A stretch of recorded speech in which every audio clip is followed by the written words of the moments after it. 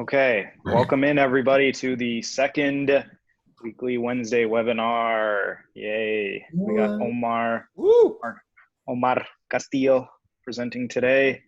Good friend from Rice, engineer by background. He did the stats program at Rice. He's also a sportsman, a minor, played Rice club baseball. The boy can ball a bit. And yeah, so he's pretty dope dude. So Omar's favorite teams: Texas Rangers, Dallas Mavs, Dallas Cowboys. Omar, you're not on Twitter, right? I don't think I am follow on you. Twitter, but I am not active. You're not. You are on Twitter. Okay, so Yeah, we'll leave that out. But you are active on GitHub, so we have your GitHub link here as well. So Omar today will be presenting about Statcast from MLB. So I will let you take over from here, Omar. Sweet. Thanks. All right, hey everyone. Let me show my screen too. Hey, Kate. Kate's in? Yeah. Hey. What up? How's it going? Good. But he's good. Omar's just getting started. Had to join the race reunion. Yes. We got a couple non-ricers though, so we won't give them a hard time. National champions. Oh, wow. Go Owls, though. Yeah. We have a 99% graduation rate for our athletes. Hey, LSU actually plays Rice this year. You're welcome for the win, okay? You're very welcome. Take the dub and run. Thought they canceled it. Okay. Let me know when y'all can see. Yeah, we can see you, Omar. Okay, cool. So I thought a pretty cool topic to cover, and is just the Statcast system that MLB has. And it's if you don't know, and even just by like doing a little more research on it for this, it's kind of crazy how far they've come along, and I think how advanced they are versus some of the other sports. So I just wanted to give you guys a pretty general what it is, kind of how they capture stuff, and I did some pretty basic visuals on some of the data you can get. But at the end of it, the gist of it is kind of crazy how much data we have access to now, and that's not even the full. Pretty much Statcast hasn't given access to all of it. It's just what they've given is so much more than like you go back to like 2008 and on. But I wanted to give you guys an overview. So let's see. Yeah, so we did the intro. And okay, so what's Statcast? So that's, if you watch the game, I put this image because I feel like it's pretty, like, it's so common when you watch a baseball game now. It's just the type of stats that you'll get like as you're watching and the visuals you get. So this is an example of it, just like the spray charge, giving you an example where the balls are going to get hit and whatnot. But I wanted to give you a little bit of background on like the technology behind it, because it's actually pretty interesting stuff. So ultimately what Statcast is, a platform that through like MLB Advanced Technology, which is kind of like their tech arm that started in 2000. And it's kind of grown up quite a bit since like 2008. They did a system called Pitch FX, which was like gave you a lot of good data on pitch information.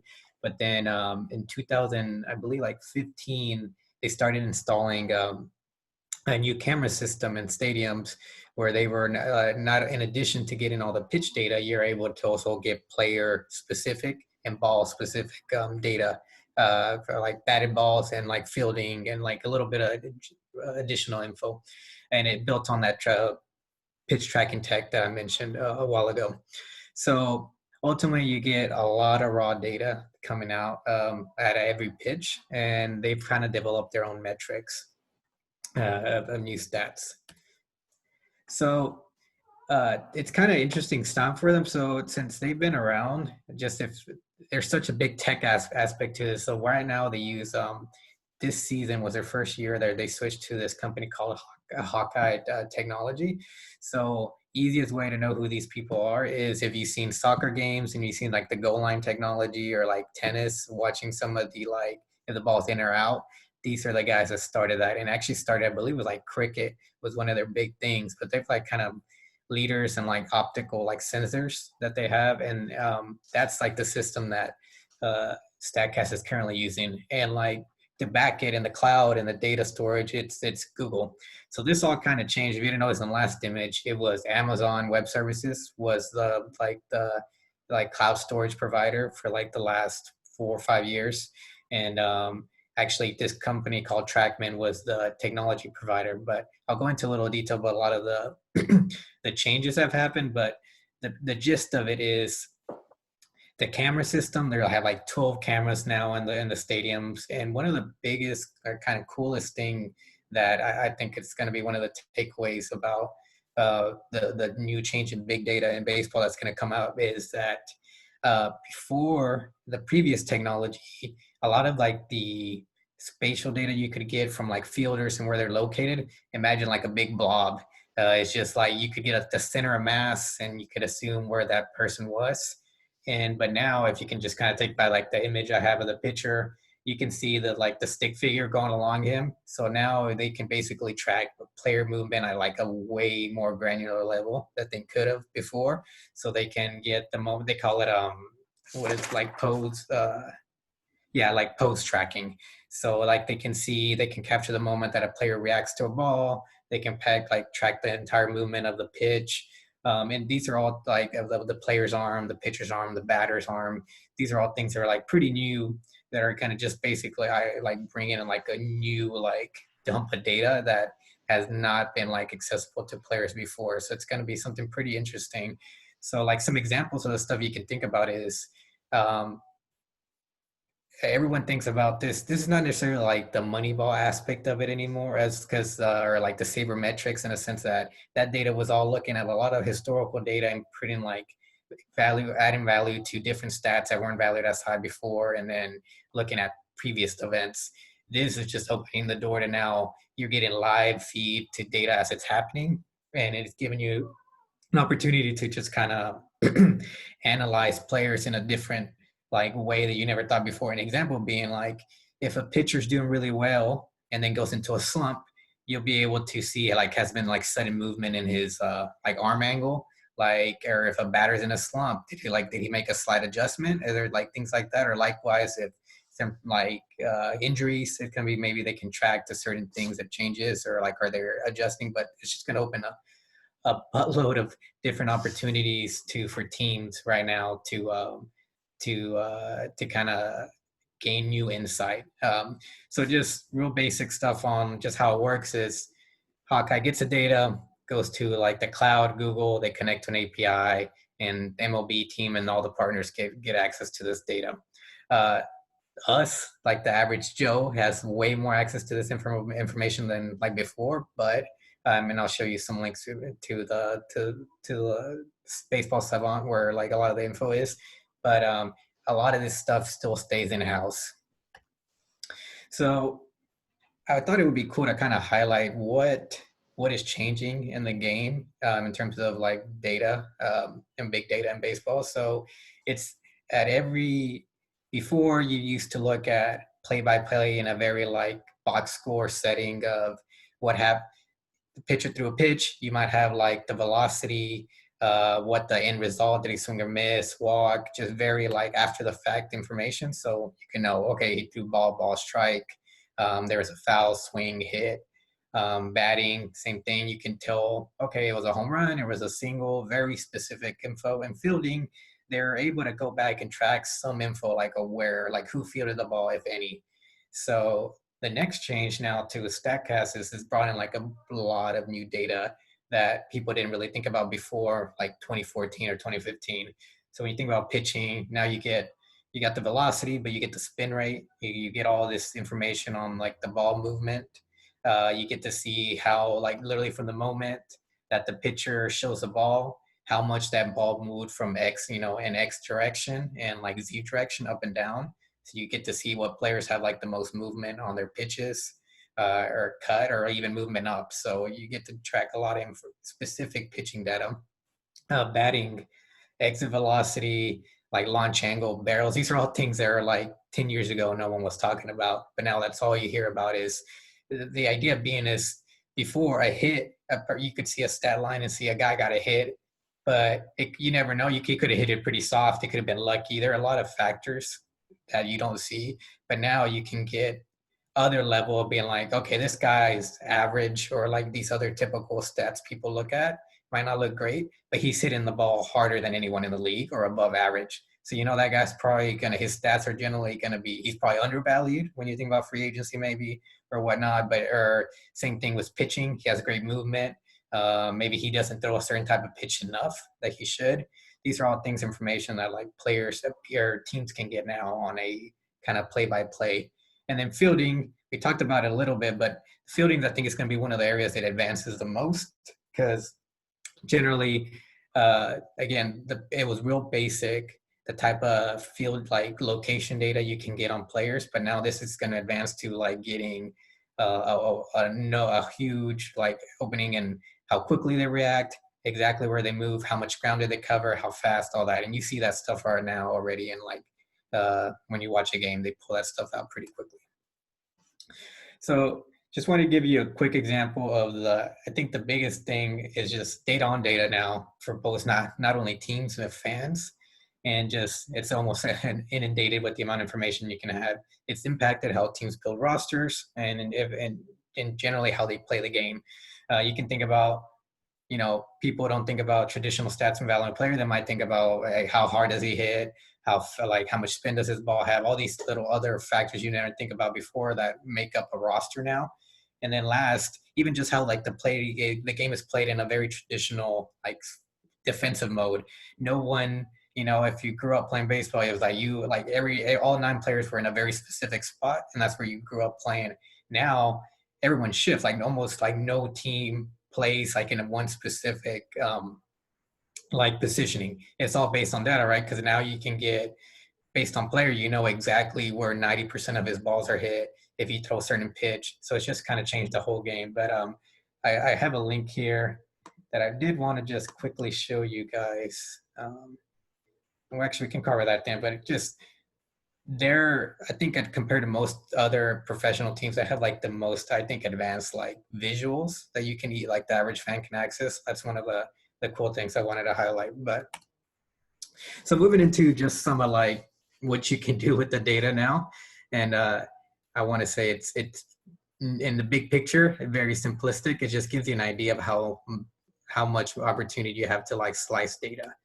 So I looked at one player specifically, you Darvish, because as a pitcher, he's one of like the most interesting players you can ever like analyze. One is because he throws like 10 different pitches, which is just unheard of for like a professional player. And he's just pretty much well known to having like pretty nasty stuff in terms of hard like swing and miss stuff.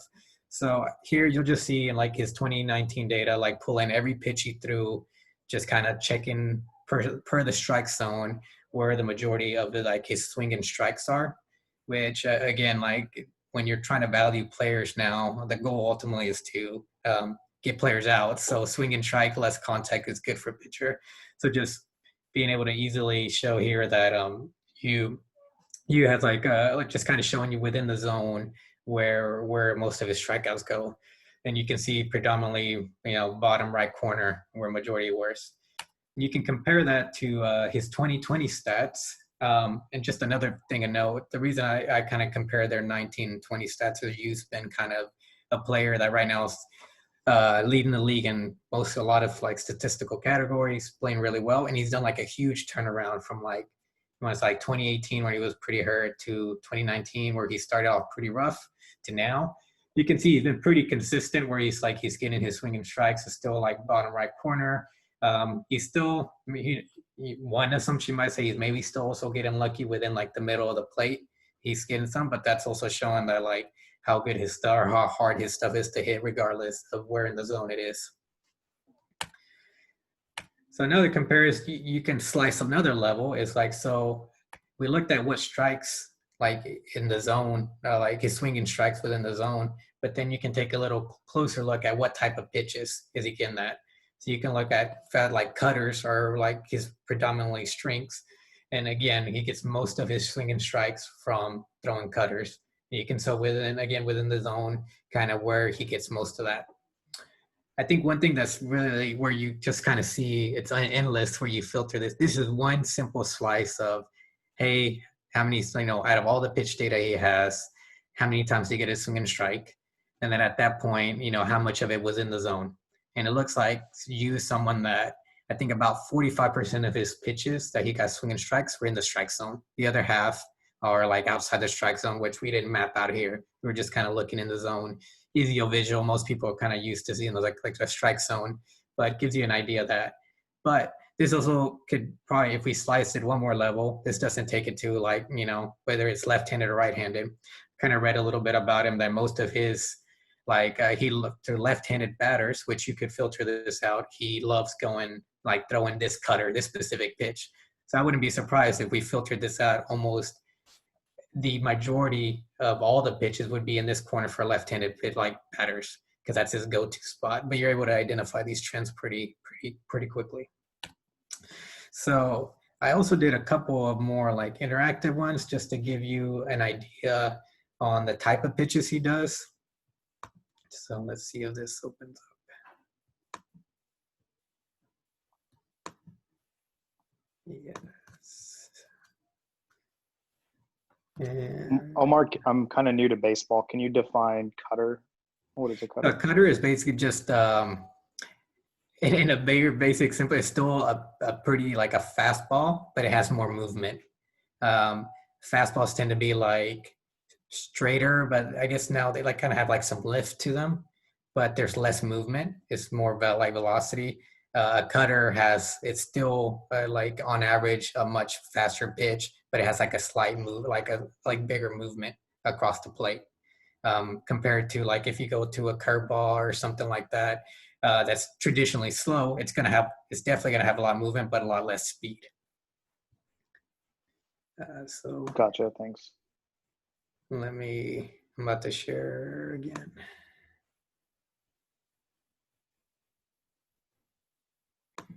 Sorry, I'm trying to switch screens here. So is it the MLB bringing you this? I know you're talking about Hawkeye earlier. So is Hawkeye team specific to where they only give, certain data points to teams that hire them? Or is it just kind of the MLB bringing all this data in so they can, get the fans more engaged? Yeah, so that's a really good point, because right now one of the things it's got two sides to it. There's an entertainment aspect to it, because now there's just so many big visuals, and there's going to be a lot of things that come out of this new tracking technology. They're already talking about same thing the interactive or just being closer to the plate. Who knows which direction they're going to go with that. So that's a big aspect of it.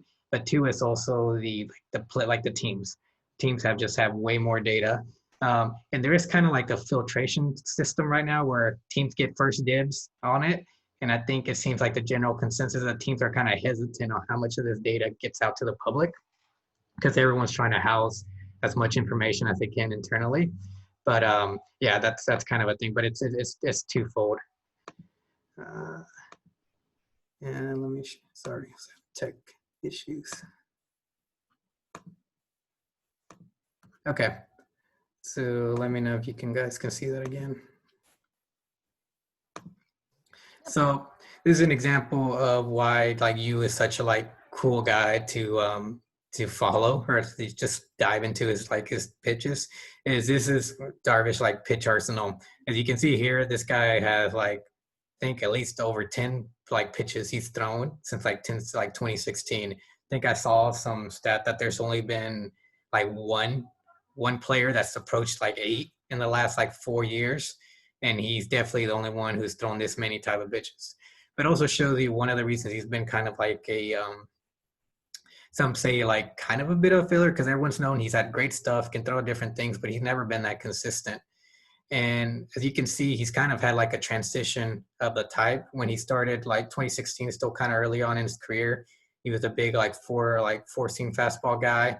And now, which this year you could say is one of his, a lot less smaller sample, but one of his most successful years so far to date, has become much smaller portion of his repertoire, and he's leaning more on fastball, the cutter that that Avi asked earlier. And you can also see that in 2019 as something that's changed. 2018, you'll notice he was hurt most of this year. 2016, he played like half the season after coming back from Tommy John surgery. So he had like big arm injury. But you can see how overall, like in 2017, he was a little more spread out on. I mean, he had a pretty good, substantial amount of pitches thrown for like 5 different. Now he's still throwing different, but it's less. It's a little more heavier weighted at the bottom. So you can see he's kind of like transitioning a little bit there. The other one, I'm going to pull up, is here. You'll see his, so now we kind of looked at his pitches in general, but now you can kind of get an idea of his strikeouts by pitch. So we saw, again, earlier in his career, majority or a good portion of his strikeouts were like 4-seam fastball. So just your typical fastball, just like kind of a grip that varies.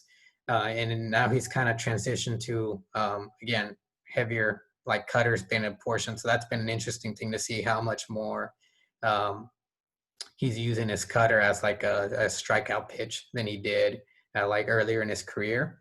And again, I think this is kind of the information that teams have access to kind of like filter that and see those changes and see what is actually more successful. So I've read some stuff and it was like, yeah, a lot of guys told him that he needs to start, focusing on what he's really, really good at and not, play around with so many other options that he can do.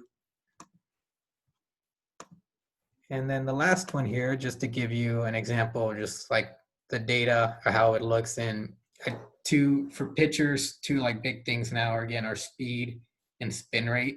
So the general consensus is the more spin the pitcher or the ball has, higher, like harder to hit, more movement.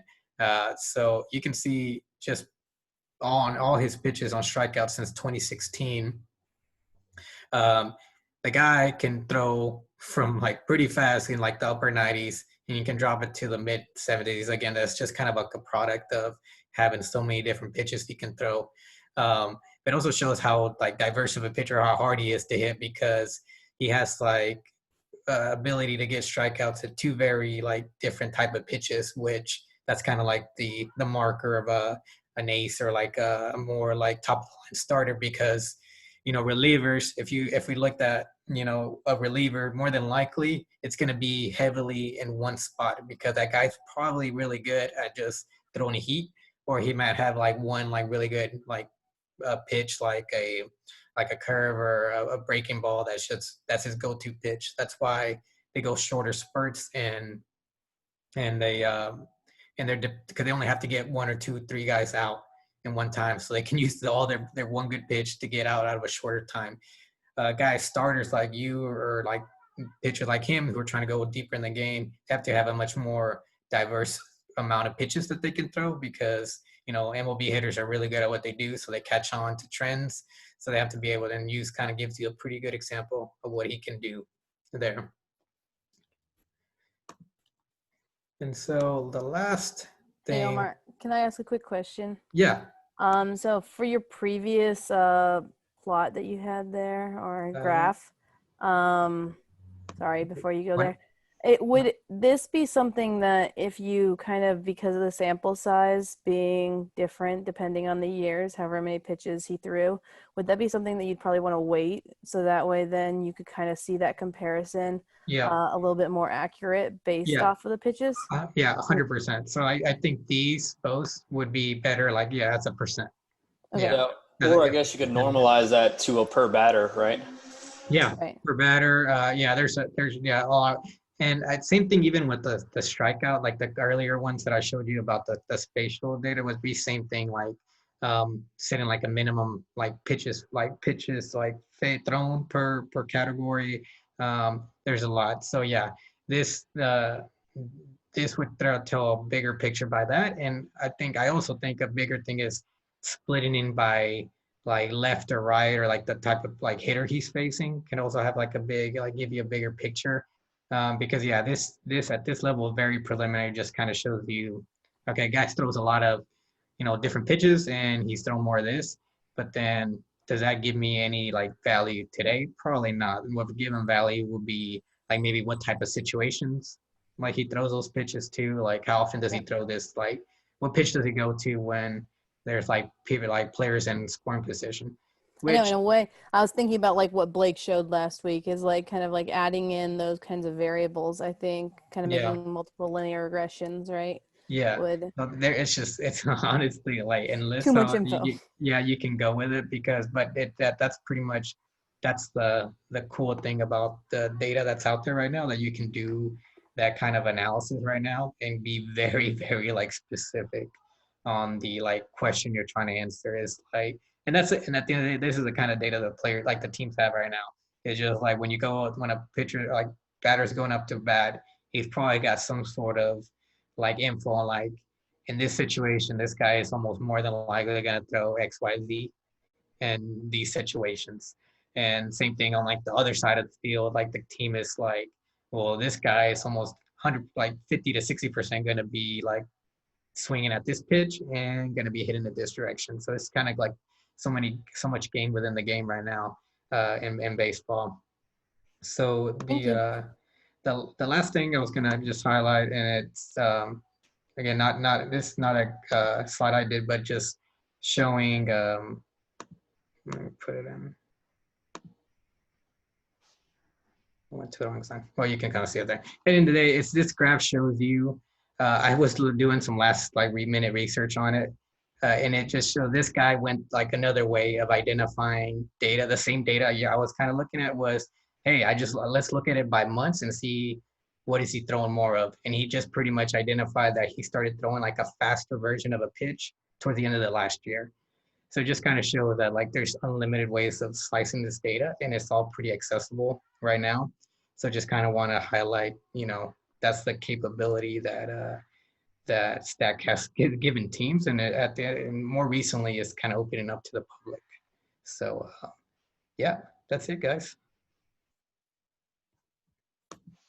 Awesome job, Omar. This is really cool. I'm glad that you did a case study with you, Darvish, too. I think that really puts things into perspective. I have one quick one. What do you think about using this as a predictive tool as well? Do you think you could kind of predict into 2021 how he's going to pitch, or do you think it's pretty yeah, so the Statcast has a lot of like expected.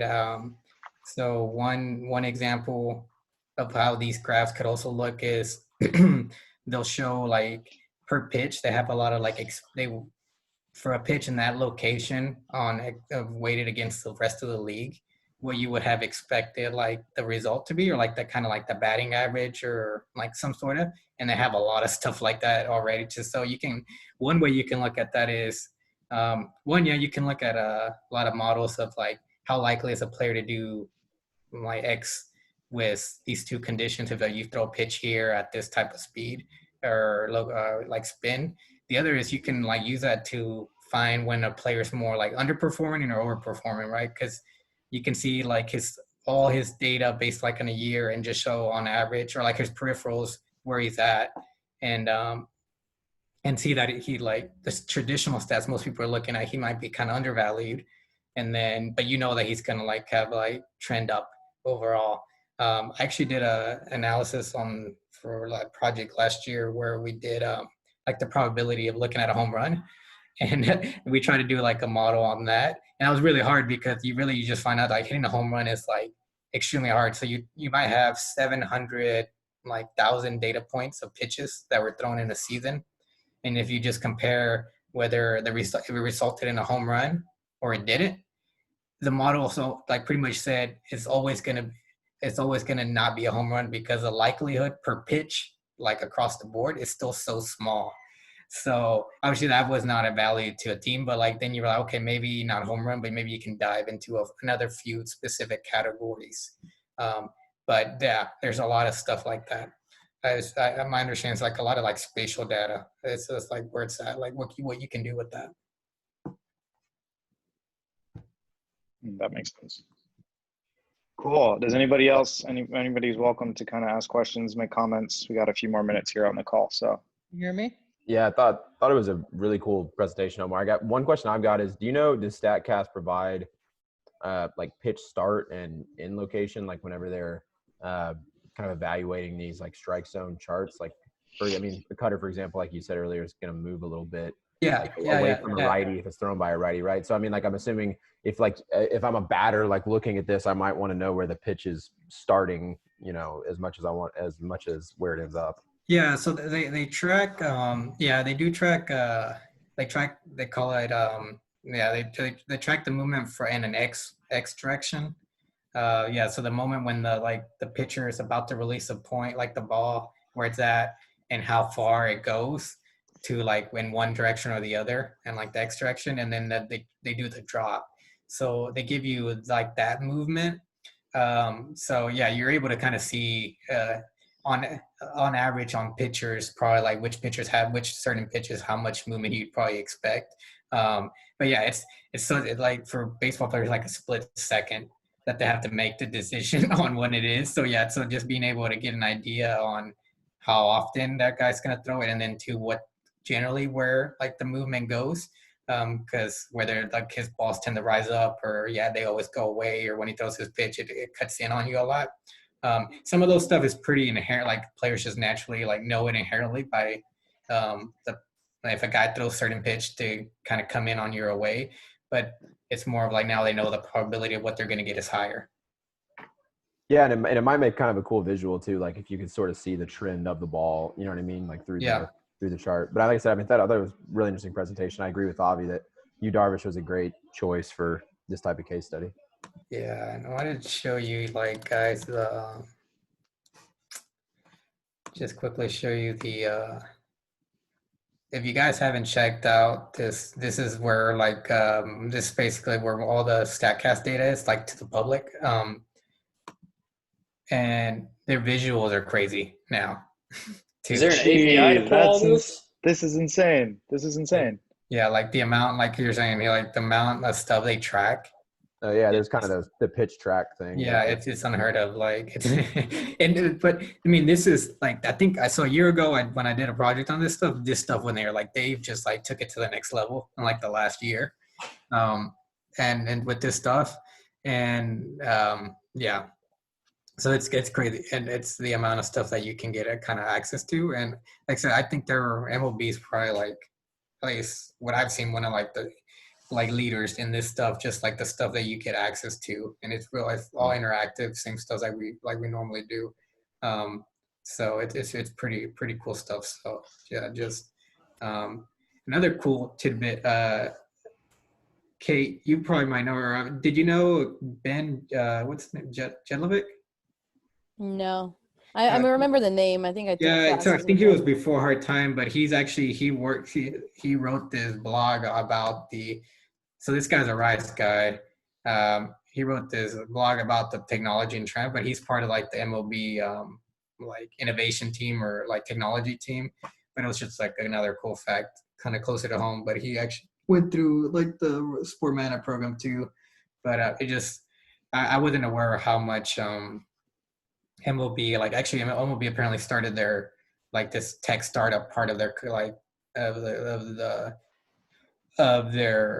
league like in 2000 under like Bud Selig, and so they've done quite a bit in that time frame. So I didn't know that was even kind of a thing. So, but it's cool stuff.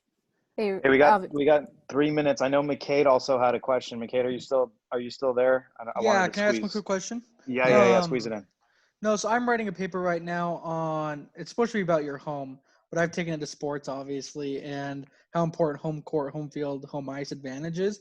And baseball is unique because every home field's different dimensions. How do you weigh that when you're looking into things? Yeah, so I that's actually one that I hadn't thought about too much till when I was looking at this recently. I saw that even some of these, and I don't know if they resolved all of them, but I saw like older articles that they found that some of certain stadiums tended to like make like exit velocity like skewed it a little bit, so it wasn't like there was some room for error there. So I don't I think I haven't done a comparison on that. I just know if just looking at the specific data set, I'd be curious, just like if there's a way to normalize it or to compare it. But I know that in baseball, it's always been, there's certain like, I'd be curious if you compare like the Rockies like stadium, which everyone says is like a hitter friendly park versus other, and see how some of these stats affect like the end result still, or has it been more of it's actually more of a we think it does more than it actually, like I wonder if these stats would help validate or kind of go counter to that. Maybe it's not as much as we thought in terms of in certain statistics. Yeah, it'd be interesting to see if like the pitchers pitch differently in some of those parks too. Like if you saw more down and away pitches in a hitter friendly park, maybe like as an attempt to sort of thwart that advantage. But man, I have no idea either. Yeah, I can't help but think of using like pitch, like maybe what is it, the spin rate and stuff like that to look at to trend injuries and see how that plays a factor into contract negotiations. I mean, if you think about it, that's a very easy value add. Yeah. No, so and then last week, I think if there was like a data set for you to like get more than enough info to try to validate, it would be like the MLB has like I think it would have crazy amount of data to like have strong enough case one way or another for something like that, like an argument one way or the other, because it's just unlimited, honestly. Yeah, cool. If this was an API, would you mind dropping the link in? You might want to link it to the video. But so what I use, so the way I think what they have is they do